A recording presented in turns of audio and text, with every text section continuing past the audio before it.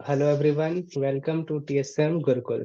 तो हम लोग देख रहे थे जैकबोर्ड का मॉडल पेपर और आज हम लोग 19 नंबर क्वेश्चन से स्टार्ट करेंगे।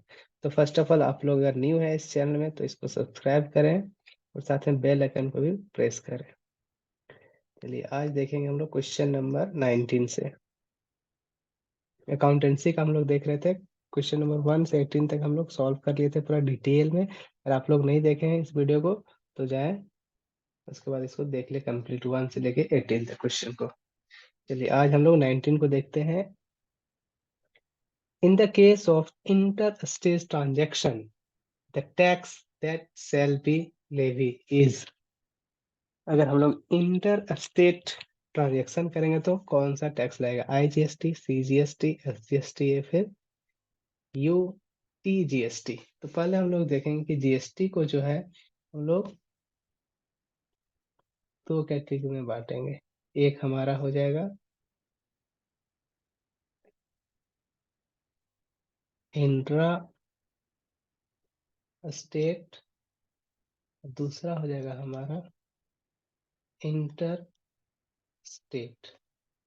इंट्रा स्टेट का मतलब होता है जब हम लोग खुद सेम स्टेट, झारखंड में हम लोग हैं रांची, और झारखंड में ही प्रोडक्ट को सेल परचेज करेंगे, वो हमारा इंट्रा स्टेट में आ जाएगा, मतलब सेम स्टेट।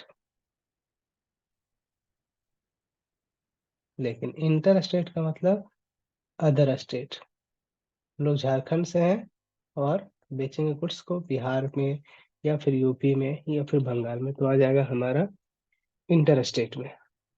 तो जो हमारा इंट्रा स्टेट है इसमें फिर हम लोग जो है जीएसटी को दो कैटेगरी में बांटते हैं। एक को बोलते हैं सी जीएसटी और एक को बोलते हैं आई जीएसटी। बट जब स्टेट में है, अदर स्टेट में करते हैं, इंटर स्टेट है, तो हाँ बस एक ही जीएसटी रहता है, आई जीएसटी। इसको में रखना है। तो जब इंटर स्टेट है, अदर स्टेट में मतलब सेल परचेज कर रहे हैं, तो आई जीएसटी। इसका राइट आंसर हो जाएगा I GST. Next question number 20। 20 क्या बोल रहा है? What is a ledger? Ledger क्या है? तो लेजर को हम लोग क्या बोलते हैं? प्रिंसिपल बुक है हमारा। ठीक है। नेक्स्ट क्वेश्चन है हमारा, the process of transferring debit and credit item from the journal to their respective account in the ledger is term as. जब हम लोग जर्नल से क्या करते हैं, लेजर में लेके जाते हैं, तो ये जो बीच के जर्नल से लेजर में लाते हैं, इस ट्रांसफर को हम लोग क्या बोलते हैं? तो पोस्टिंग। ठीक है। इसका राइट आंसर हो जाएगा ए। क्वेश्चन नंबर 22 क्या बोल रहा है? Receive cheque is sent for collection in bank next day is written as. तो क्या होगा जब हम लोग चेक रिसीव किए हैं और उसको बैंक भेज रहे हैं, कब? दूसरा दिन, नेक्स्ट डे में, तब हम लोग कहाँ पे इसका एंट्री करेंगे? तो कैश बुक में करेंगे, वो भी कैश कॉलम में। अगर सेम डे रहता तो फिर हम लोग इसको क्या कर देते हैं, कैश की जगह बैंक कॉलम में डालते हैं। ठीक है। नेक्स्ट क्वेश्चन नंबर है 23। Credit balance of bank account indicates. Credit account of bank account, ये क्या इंडिकेट करता है? जब हमारा क्रेडिट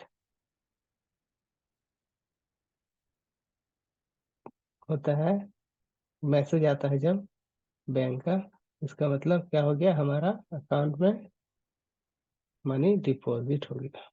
इसको ध्यान में रखना है। इसका आंसर हो जाएगा ए। और डेबिट कब होता है? जब हमारा एटीएम का चार्ज कर लिया 147 एसबीआई, इतना 147 रुपया डेबिट कर दिया अकाउंट, मतलब 143 रुपया एसबीआई वाला काट लिया। नेक्स्ट क्वेश्चन नंबर है 24। Sale book is use to record. Sales book हम लोग कब बनाते हैं? जब हम लोग क्रेडिट पे सेल करते हैं। सेल्स बुक बनाने का ही रीजन है क्रेडिट सेल में करने के लिए अगर हम लोग कैश सेल करेंगे तो कहाँ पे रिकॉर्ड करेंगे इसको, तो कैश बुक में करेंगे। इसको ध्यान में रखना है, क्रेडिट सेल करेंगे तो सेल्स बुक में, और कैश सेल करेंगे तो कैश बुक में ही लिखेंगे direct. Next question number 25, goods purchase on credit, जब हम लोग गुड्स परचेज करेंगे क्रेडिट में, आर रिकॉर्डेड इन, कहाँ पे रिकॉर्ड करेंगे, तो सेम अगर हम लोग क्रेडिट में परचेज करेंगे तो इसको कहाँ पे लिखेंगे, परचेज बुक में। ठीक है। Next question number 26, favourable balance of cash book, ये है हमारा चैप्टर बीआरएस से। तो फेवरेबल बैलेंस कैश बुक का क्या होगा, जब डेबिट बैलेंस रहेगा तब, और ये तो कैश बुक का बात होगी, और जब पासबुक का बात रहेगा तब पासबुक, पासबुक का फेवरेबल बैलेंस कब होगा, जब क्रेडिट बैलेंस रहेगा, ये फेवरेबल है, और इसका अपोजिट अनफेवरेबल बैलेंस। तो इसका सही आंसर हो जाएगा A, debit balance as per cash book. Next question है हमारा, a passbook is copy of, passbook किसका कॉपी रहता है, तो a customer's account in the bank book, जो भी हम लोग बैंक में अकाउंट खोलाए उसी का कॉपी रहता है। Next question number 28, compensating error affect agreement of the, compensating error क्या अफेक्ट करता है, तो यहाँ पे दिया हुआ ए ट्रायल बैलेंस, दिया बैलेंस शीट, तो इसका आंसर राइट आंसर हो जाएगा नीदर ऑफ टू, दोनों में से किसी को भी नहीं। कंपनसेटिंग एरर का मतलब होता है क्या, कि ऐसा एरर जो सेट हो गया, एडजस्ट हो गया है। राम की जगह श्याम को हम लोग डेबिट कर दिया, कोई फर्क नहीं पड़ने वाला, राम की जगह श्याम, बस नाम का फर्क है, तो कंपनसेट कर गया। इसको 500 देना था, लेकिन 500 हम दे भी दिए, राम की जगह श्याम को दे दिए। While posting 10 is missing, which error is, जब हम लोग जीरो का मान के चलो 100 का लिखना था, एक जगह 1000 आया, बैलेंस वन जीरो का है, मतलब एक इसका एरर है, तो error of omission, error of omission, zero का होगा, वन का होगा, 8 का होगा, 9 का होगा, तो पता है एरर ऑफ ओमिशन, छूट जाने की गलती। नेक्स्ट क्वेश्चन नंबर है 30, 30 क्या बोल रहा है, obsolescence means decrease in the value due to, obsolescence का ही मतलब होता है क्या, जब समय बीत गया, समय के हिसाब से, अप्रचलन, जैसे फोन था, हम लोग कोई फोन खरीदे, एकदम न्यू ब्रांड का फोन है, 10,000 का फोन, इसको अभी तक हम लोग बचा के रखे हैं, आज ही खरीदे, लेकिन अब इसको हम लोग 2025 में बेचेंगे, तो क्या 10,000 मिलेगा इसका, अभी तक उसको एकदम नया का नया फोन है, फिर भी बस समय बीत गया, इसका वैल्यू में गिरावट हो जाएगी, तो इसी को बोलते हैं ऑब्सोलेंसी मीन्स समय की समाप्ति या the passage of evolution of the time। Next question है क्वेश्चन नंबर 31। हाँ, okay okay, depreciation on started from the date, depreciation कब होगा, स्टार्ट जब हम लोग कोई मशीन को, it is put to use, जब से हम लोग यूज करना स्टार्ट करेंगे तब से डेप्रिसिएशन स्टार्ट होगा। नेक्स्ट क्वेश्चन नंबर है 32, debiting A account instead of B account is the error of, तो एरर है किसका, कमीशन का। क्वेश्चन नंबर 33, इसमें क्या बोल रहा था, sale to Ram 500 posted in his account as a 50 would affect। हम लोग को क्या करा, सेल किया राम को, तो राम टू सेल्स होना चाहिए कितना, 500। बट हम लोग क्या कर दिए हैं, राम टू सेल, तो बस हम लोग हिज अकाउंट में 550 रुपये इसको लिख दिए, यहाँ इसकी जगह सही है। तो ये क्या अफेक्ट करेगा, मतलब 450 का डिफरेंसेस कहाँ पे शो करेगा, तो राम के अकाउंट में, तो इसका आंसर हो जाएगा correct B. 10,000 spent on the repair of machines will be treated as। अगर हम लोग 10,000 खर्च किए मशीन को मरम्मत में, तो कौन सा खर्च इसका माना जाएगा, कैपिटल, रेवेन्यू, डेफर रेवेन्यू। इसका राइट आंसर हो जाएगा revenue expenditure. If profit of cost is 25%, then the profit on the net sale।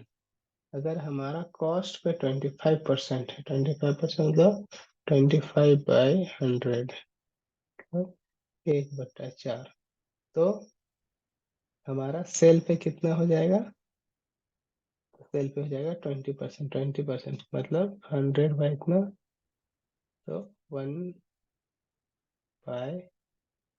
इसको ध्यान में रखना, अगर कॉस्ट पे इतना है तो सेल पे कितना हो जाएगा, एक बढ़ जाएगा 1/5। Question number 36, extract of assets and liability on the particular date। हम लोग एसेट्स और लायबिलिटी को कहाँ शो करते हैं, तो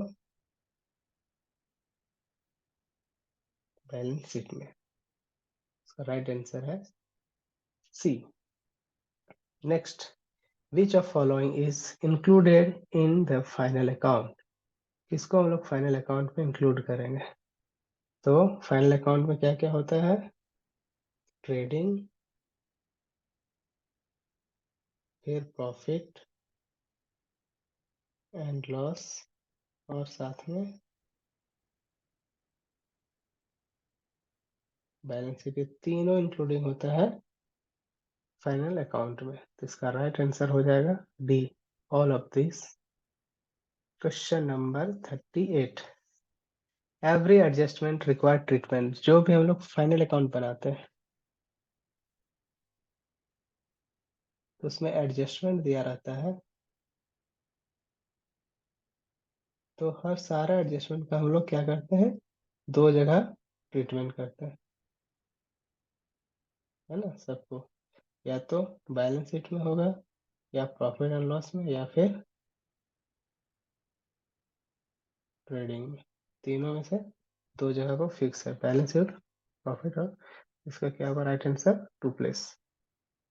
39 बोल रहा है, if closing stock is shown in the trial balance. अगर क्लोजिंग स्टॉक हमारा ट्रायल बैलेंस में दिया रहेगा तो उसको हम लोग बस कहाँ रिकॉर्ड करेंगे, ओनली बैलेंस शीट में। लेकिन अगर क्लोजिंग स्टॉक दिया रहता है हमारा एडजस्टमेंट में, तो इसको हम लोग दो जगह शो करते हैं, एक तो बैलेंस शीट में दिखाते हैं, साथ में साथ प्रॉफिट और सॉरी ट्रेडिंग में, ट्रेडिंग में क्रेडिट साइड में भी शो करते हैं, ठीक है। नेक्स्ट क्वेश्चन है, आज का लास्ट क्वेश्चन है, question number 40, prepaid rent. Prepaid rent सोनाइज कहाँ दिखाता है प्रीपेड रेंट, तो प्रीपेड हम रेंट को पहले पे कर दिए, तो वो हमारा आता है करंट एसेट्स, और इसको कहाँ दिखाएंगे, तो बैलेंस शीट में,